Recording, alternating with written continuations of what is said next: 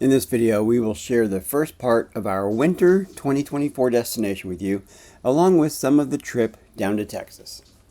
Keep watching. If you get any value from this video, please like the video and subscribe to our channel. This helps YouTube know that we're out here. Thank you. Alright, if you didn't see our video on how to avoid large cities when driving cross country, check that out next. I'll put a link in the video description. Also, we had a great development on this trip while driving. We had a stretch of I-35 in Oklahoma that we were very familiar with, and we knew that it was a great place for Rhoda to get some time behind the wheel. We found an off-ramp, and with no construction in sight, we changed seats.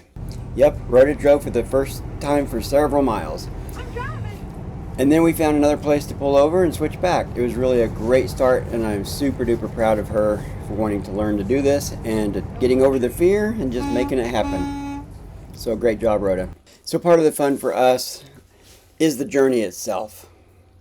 We have friends in Oklahoma City, a bunch of friends and family, and some of these friends knew that we were passing through to get to South Texas and asked if we might want to be getting fuel somewhere near them when we passed through. And honestly, at the time they asked, I really hadn't planned fuel yet, and you might guess I'm fairly meticulous about when and where we get fuel, and I want it to be efficient and cost effective.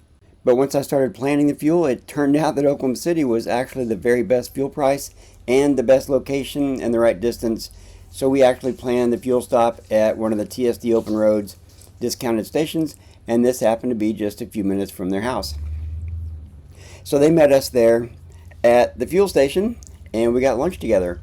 There's always food at these places, and burgers and hot dogs and stuff like that. So we all sit down and ate together. It's always fun when we can connect with people so easily on a travel day, especially when they went out of their way to make it super convenient for us. With this year's plan, we've got 2.5 months from mid-November through January in Aransas Pass, Texas, at the Palms RV Park. This location is 2 hours from the south side of San Antonio, and also 3 hours from Brownsville and 3 hours from Houston. Let me show you where we are on the map relative to the surrounding area. We are at the blue dot here on this map. This is Aransas Pass, Texas, near Corpus Christi. For reference, here is San Antonio, about 2 hours away, Houston, about 3 hours away, and Brownsville, Texas, way down south, about 2.5 hours from us. Since we will be in Galveston for all of February, we focused on seeing areas like San Antonio and other areas south and west of Aransas Pass.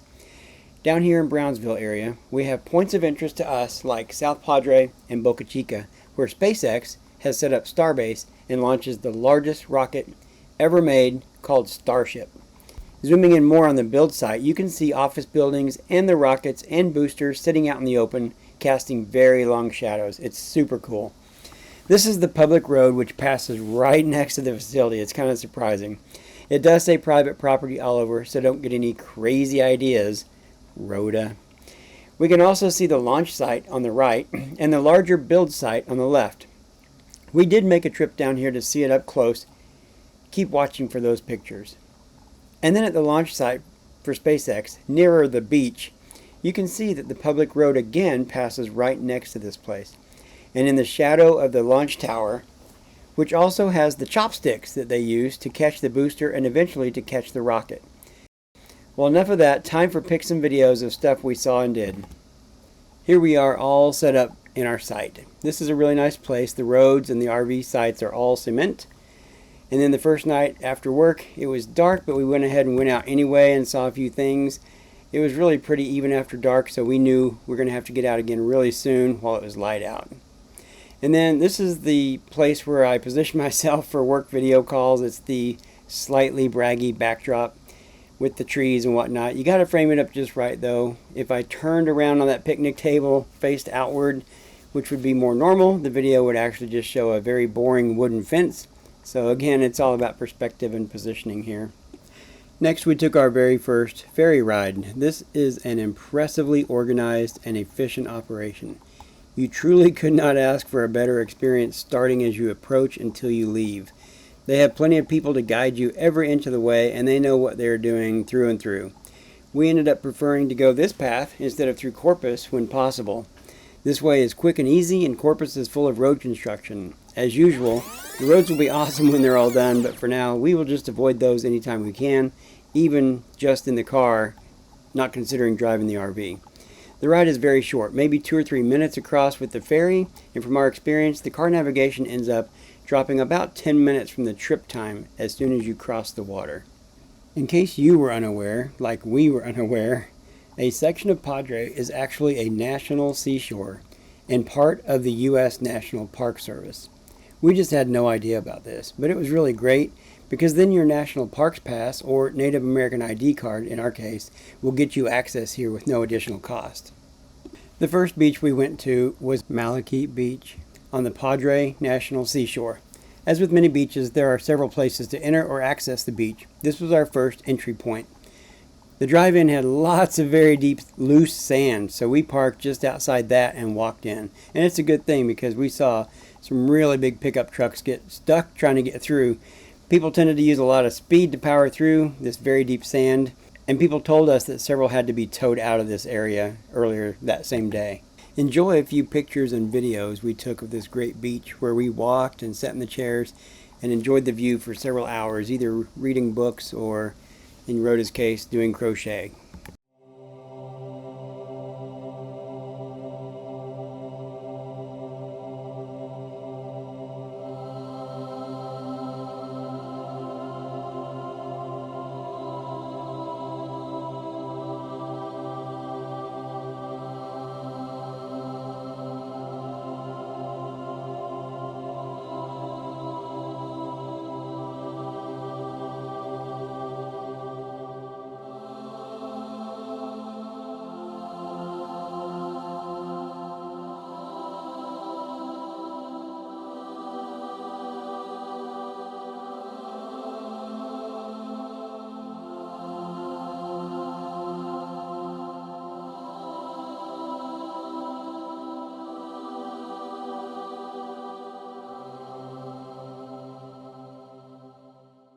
Our next beach stop was Port Aransas Beach, where we went after stopping first to look around at nearby Roberts Point Park. We had hoped to see dolphins at Roberts Point Park, but soon learned that the actual Aransas Pass waterway is an easier place for us to see dolphins and turtles.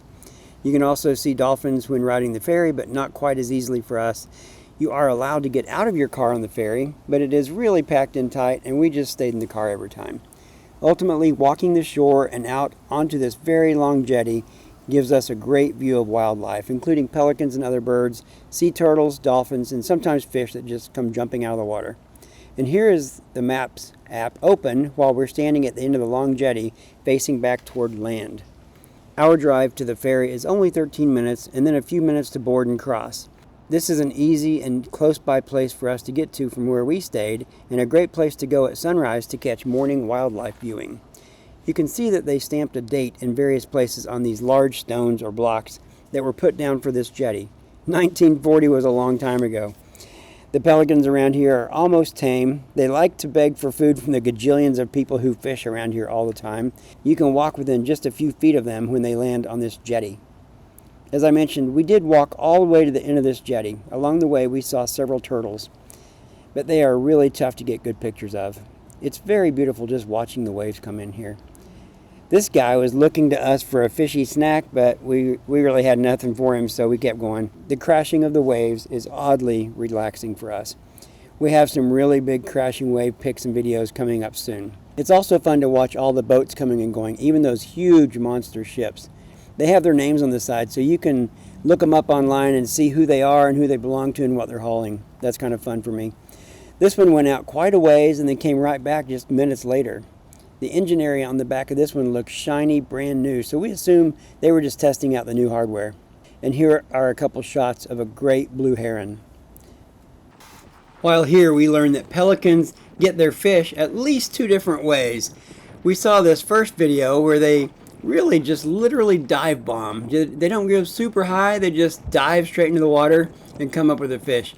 And we probably watched this for 30 minutes as we walked along this shoreline as the same bird over and over, well, 3 or 4 of them, but they would just go up and down, diving in, coming up with another bite. And here it is, go one more time, up and then straight down. It's kind of funny to watch. And then when we were on the jetty, we saw another batch of birds. It started with these 4. Eventually it was like 15 or 20 of them. But they're just sitting there bobbing around on the waves. And we would see them shove their beak in the water. Watch closely here. And when they shove it in, they kind of keep their face pointing down for like a minute. And we're assuming they're straining the water out so they don't get a mouthful of water too. But somehow they must be squeezing out the water, because then they come up and they chomp that fish down. So these guys sat here for, I don't know, we watched these for quite a while because it was really entertaining for us. We're weird like that. But it was really fascinating to see others join them. And you could obviously see them successfully grabbing a fish, straining the water out, we assume, and then, down the hatch. So hopefully this is enjoyable for you to see the two different ways they eat. I really had no idea. All I had ever seen was when fishermen toss the fish guts to them. That's the other way they eat. They sit by where fishermen clean their fish, and the fishermen toss the scraps out to the birds as they sit around real close by. But in nature, in the wild, this is how they care for their food needs: dive bombing or just sitting here and pulling fish straight out of the water. They just did this over and over and over. I'm not sure how much fish they eat per day, but it was pretty fascinating to watch. So we just, again, stood here and took a lot of video and watched them as more and more came in and landed right here. You can see it's grown as I pan out a little bit and pan around a tiny bit. There were pelicans all up and down this side of the jetty that we were walking on.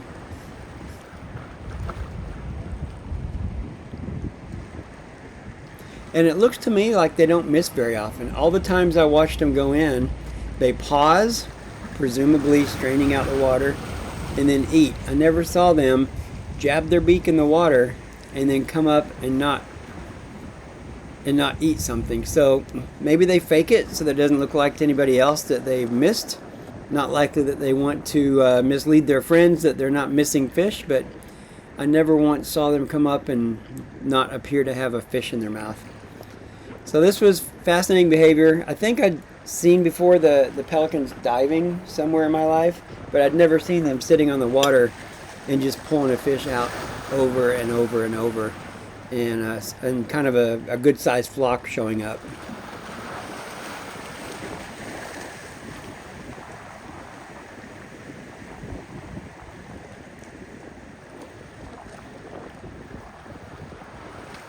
Next we have snips from lots of video that we took, trying to get all the dolphin video we possibly could.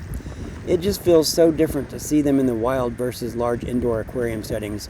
And also, stay tuned for the large indoor aquarium setting videos and pictures.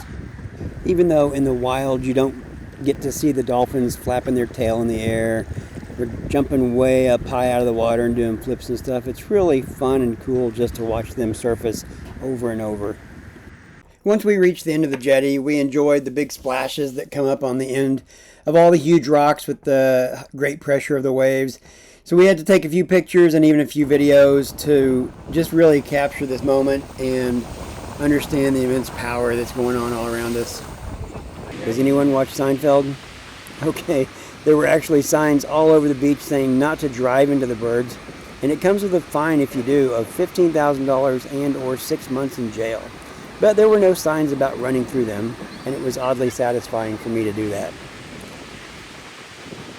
For this Sunset Beach selfie, Rhoda did not love what the wind was doing to her hair, so since I'm a helper, I helped. Much better. On Christmas Day, we returned to our favorite beach on part of the Padre National Seashore called Malachite, and decided to take the bikes this time, and that was a lot of fun. It was a very sunny day. It was 69 degrees, and the beach was empty. Honestly, we entered at the first entry to the beach. Most beaches here will have more than one way to get access to the beach, and the big one's by the visitor center, and we like to go on that one too. But the first place that you can pull over and actually get to this beach, we popped on, and then we rode our bikes from there. It was like 4 or 5 miles on the beach to the visitor center, and then turned around and came back. So that was super fun. It was just a perfect, beautiful day. My camera work here is pretty shabby, but I was trying to share kind of the visual we had as we rode the bikes. the beautiful Gulf waters on the left there, and it's a little bit littered with things that come out of the water, the plants and some lumber and stuff like that. Rhoda got some good video of the bike ride too. That's me way out front up there. But our helmets reach that far so we can talk normally and hear each other even up to 1,000 feet. So that's all good. After the bike ride, we sat outside and just enjoyed the warm weather and the sound of waves in front of us. Rhoda was catching a time lapse here, and I thought it was super cute. She is amazingly patient. I think she sat here for 45 minutes or an hour doing a time lapse like this on her phone just to see what she would get. I started getting cool though. I'm a wimp now. It's 69 degrees still outside, but I decided to sit in the car and get out of the cool breeze and enjoyed the view. And you can see from the car display here the satellite view of the car where we're sitting on the beach. The red triangle is the car showing us facing the beach. And I just sat in the car while Rhoda continued outside and told her basically, we can leave whenever you're ready, but no hurry whatsoever. Once I was inside and got a little more comfortable with my temperature, then I was good to go. And I just sat and read in the car and watched the waves coming in for a while longer. I think we spent almost another hour here before we decided to pack up and get back on the road. Fortunately, the beaches along here, the sand is very packed, so riding the bikes was easy. It wasn't loose sand like when we took the family to Destin. That sand would not be conducive to a bike ride or parking the car at the beach, but this was ideal. This was really a top 10 day. It was perfect weather. We're riding bikes on the beach. We're together. It's Christmas. We're enjoying our time and our travels. Ideal. Up next, we visited the Texas State Aquarium. Part of their mission is wildlife conservation. In addition to educating the public on conservation efforts and needs, they actively participate in rescuing as many animals as they can that are in need. They had a tank with several rescued turtles, for example. Injuries cause air to get in the shell, which makes them float up like this. They had this big guy. He was well contained and unavailable for petting at the time. I didn't get the Stingray touch tank in videos or pictures, but they also had sharks that you could pet. They encourage guests to just reach in with 2 fingers and touch their back as they swim by. It's a pretty cool feeling. And these colorful birds were definitely at the aquarium and not at the campground. And if you know what I mean by that. They also had a scarlet ibis, which I'd never heard of before, but it's a very pretty bird. They also had an area with macaw parrots, and those are always really pretty to look at. And we stood and watched those for several minutes as well. The aquarium also had the classic large tank with sharks in it, along with several other types of fish, but it's pretty mesmerizing to watch these large beasts just gliding past over and over and over, knowing that if you were in there, they could rip you to shred in a matter of seconds. But outside the glass, it feels safe, and they're fun to watch. In this next little stretch of video, enjoy the dolphin show at the aquarium. I think it was the highlight. We actually saw people getting into the seats for this show at least 2 hours early maybe. Rhoda had the good idea to get there early, and we didn't do it. She tried to tell us, but we went with some friends and none of us really remembered to go do that. We went to sit down and get a drink and get off our feet for a little bit, and we just didn't get back in time. So we were standing room only or toward the back. So enjoy the dolphin show, and I'll cut out anything that's redundant or irrelevant and try to keep this short because we did capture quite a bit of it because it's always a lot of fun.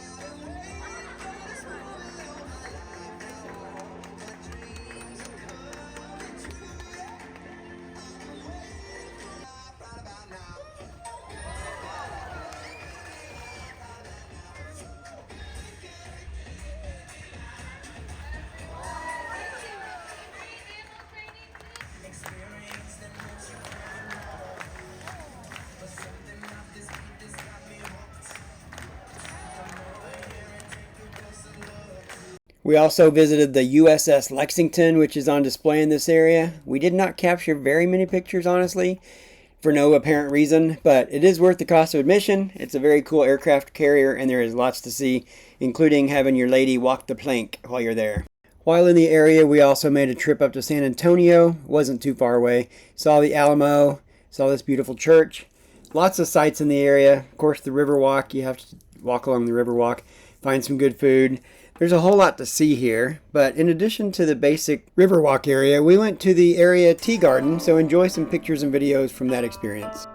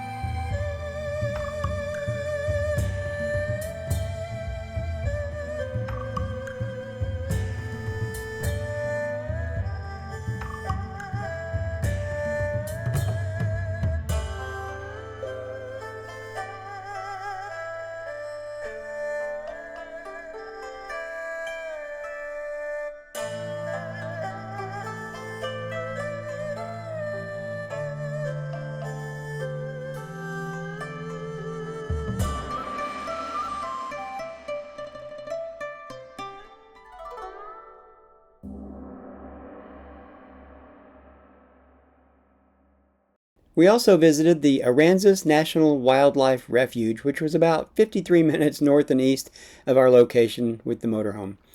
This is the basic trail that we were on. There are multiple trails to choose from 0.1 miles to 1.4 miles. And at any moment, you might see alligators on either side. So it got a little bit scarier as we began seeing them, realizing how close they actually were. All right, first we'll start with something that's not scary. This beautiful bird was just sitting there, and there's a lot of wildlife that wasn't scary.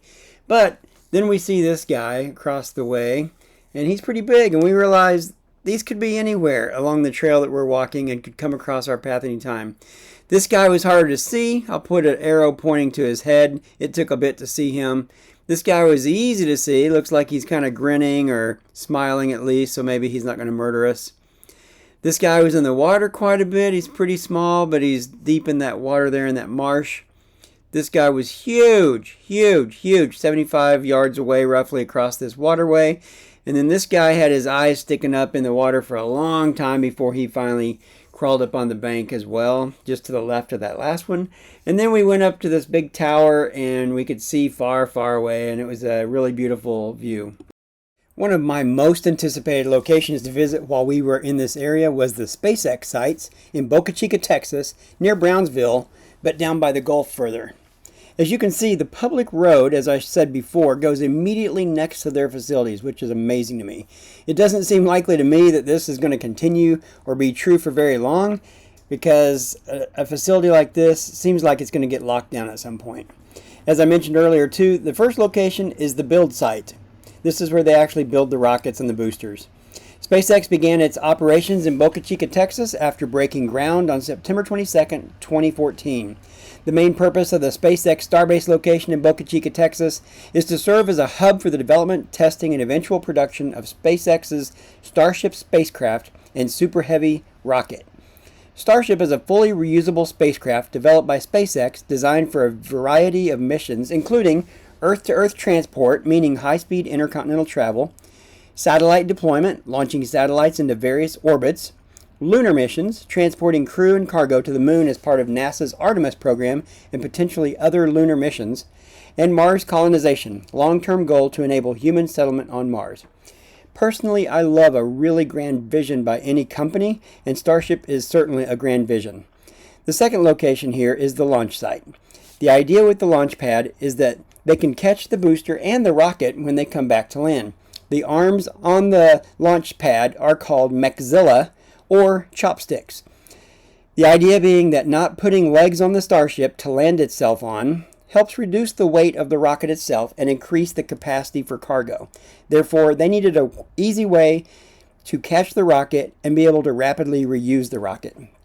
I heard it said once that to better understand rapidly reusing rockets, consider if every plane ride or every car ride, you threw away the last car or plane and had to get a new one for each trip.